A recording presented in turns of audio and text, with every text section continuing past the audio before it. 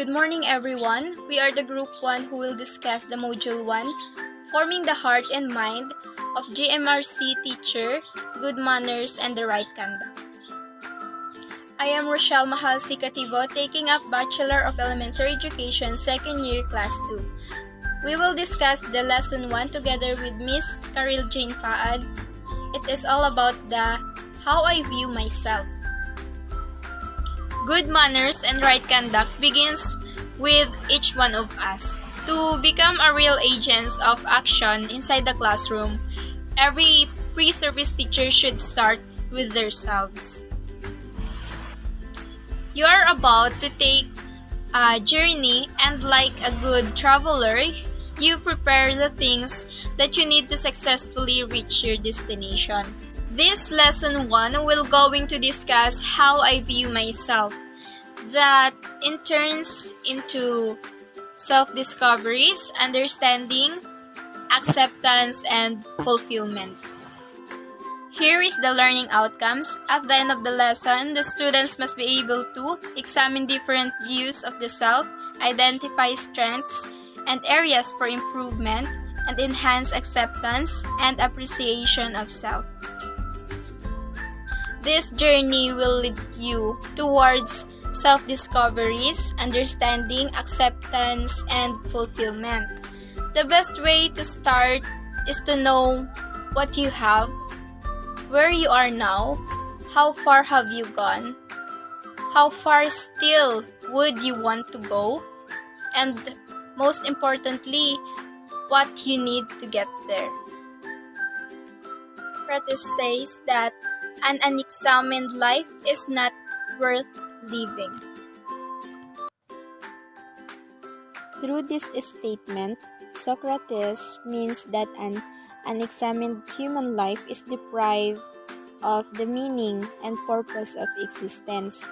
To become fully human means to use our highly developed of thought to raise our existence above that of mere beasts. Socrates' statement thus instigate discussion, but it doesn't necessarily apply to everyone's way of life and what makes or doesn't make their life worth living. All lives that are unexamined don't have a purpose and should not be lived in unreasonable and simply not true. You are about to start your journey, and your first step is taking closer look at yourself.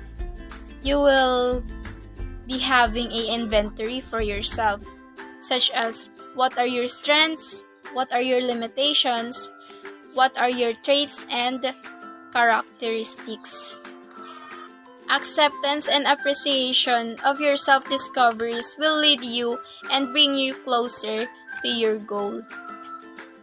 At this point, how do you see yourself as a person? After taking a closer look at your traits and characteristics, you are now aware of what you have and what you can do and use them to reach your goal. Your description of yourself tells us or tells you how you perceive yourself as a person. The way you perceive yourself affects how you feel about yourself, and these are manifested in your behavior. If you attribute positive traits to yourself, you will feel good and will also behave in pleasant ways. Kapag alam na natin yung mga positive traits sa sarili natin, mafe-feel natin na maganda or mabuti yun sa atin or mabuti yun sa sarili natin. For example, in my case, if I believe I am a lovable person, I would feel good and happy about myself. Then, I will be more open and free to relate with others, thinking that they would love what I do. But if I think I am not lovable, I would feel insecure and refrain from associating with others because I believe I am not lovable and nobody wants to be with me. So, sabi dito, kapag pala naiisip nating lovable tayo, for example, mafe-feel natin na masaya, mas nagiging open pa tayo sa ibang tao. Hindi tayo na i-insecure kasi nga iniisip natin na lovable tayo at nakaka-inspire din tayo ng ibang tao. Pero kapag iisipin naman natin na yung negative side, na hindi tayo lovable, mai-insecure tayo sa ibang tao o mai-insecure tayo sa sarili natin mismo. Malulow yung confidence natin sa sarili natin. Kaya dapat, huwag nating isipin na hindi tayo lovable. In reality, we all perceive ourselves positively or negatively at one time or another, and sometimes there is a greater tendency for some of us to have negative perceptions of self, especially those who have self-esteem issues, right? Minsan sa sarili natin, may mga positive, may mga negatives, pero mas pumapangibabaw yung mga negatives sa sarili natin, yung insecurities natin sa sarili natin. Then, parang mas naiinggit din tayo sa iba. Meron siya, wala ako. Parang ganun. Which is, mali dapat. Hindi dapat tayo mag-think ng puro negative sa sarili natin. Kasi masisira lang yung image natin sa ibang tao. Sadly, it colors our outlook in life, which in turn manifests in our relationship with others. What is important is that we don't dwell on it, but we move forward, maximize our potentials, grow as a person, and also contribute to enriching the lives of others. Now, what do you want to be? According to Leo Buscaglia, we have the right to be ourselves, and all we can do is to claim that right. This sounds exciting, and we all would just love to claim that right. However, you may have some tendencies na sumuko tayo sa society's standards of what is good and appropriate, and many times you find yourself short of these norms, making you feel inadequate or uncertain about yourself. The challenge to you is to acknowledge yourself, the unique self that is not identical to anyone in this world. The self whose characteristics are organized in a distinct way that marks you as different from all others around you. You may have limitations, but as the famous Helen Keller once said, I learned that it is possible for us to create light and sound and order within us no matter what calamity may befall us in the outer world. I think it is all about it is connected to proving your existence and worth mo as a person or as a human being.